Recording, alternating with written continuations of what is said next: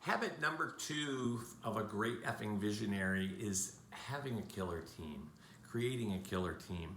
And for a visionary, we need an amazing integrator, an amazing executive assistant. And believe me, I've been through a lot. And what's the issue? Usually me, but also not always. As Rocket Fuel talks about, the book from Mark Winters and Gino Wickman, is when we have a great visionary and a great integrator, it's like rocket fuel. We can blast us to the next level. And also a great executive assistant to help manage the time and energy of the visionary. So the integrator and assistant need to be highly functional, great at follow through. I've hired amazingly smart, really cool people who have not succeeded, and it's not their fault. It's that I need someone as a visionary who is just highly functional, can think fast, and can follow up effectively, accurately, quickly. And then as I have a great integrator and a great executive assistant, that's where I can get into my unique ability. And that's a Dan Sullivan term. And that's when I'm doing things that I love and I'm great at. And I give energy, I get energy. And my company needs me to be in my unique ability. Because that's when I'm out making rain and great relationships and looking at gaps in the industry and coming back with big ideas and inspiring and solving big problems. And so if I'm stuck in things that I'm either good at and don't like, or especially not good at and don't like, as we talked about in EOS, then I'm in trouble. And so is the rest of my company. And so I need to ultimately delegate things that I'm not good at or don't like and that suck my energy, that get me upset.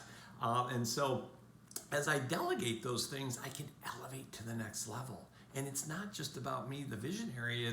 I'm delegating these things to people who are great at and love these other things. I've often held on to things to say, I'm not going to give that to my integrator or to my executive assistant because that stuff sucks. And yet they are like, no, you're not good at it. I am. And I'm good. And so as they do that, then I get energy. If I'm doing things that I'm not good at or don't like, I want to go to bed and not go out and grow this business and to live a great effing life. So delegate and elevate. And as I am practicing delegating and elevating, then my integrator and executive assistant are looking around the company to say, okay, where else can we delegate things? And how else can we elevate to the next level? Then also for the integrator and executive assistant, that killer team is to exhibit forethought, strategically anticipate. So if I ask someone to do something as the visionary, not only get it done, but to think about why are we doing this and what could we do next and how can we leverage this and what processes can we create to get to the next level. One of my clients calls it managing up.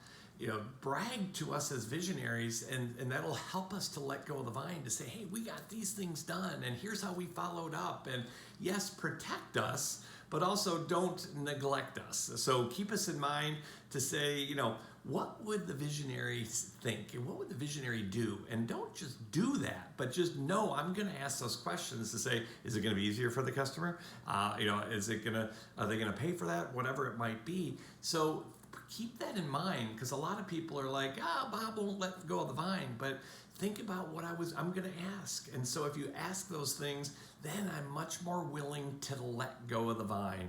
In EOS, we call it letting go of the vine is where I trust you. I need to let go and stop micromanaging and trying to be a perfectionist. And so if I've got a killer team, right people, right seats, they GWC it, they get it, want it, and have the capacity, I will let go of the vine to help get us to the next level.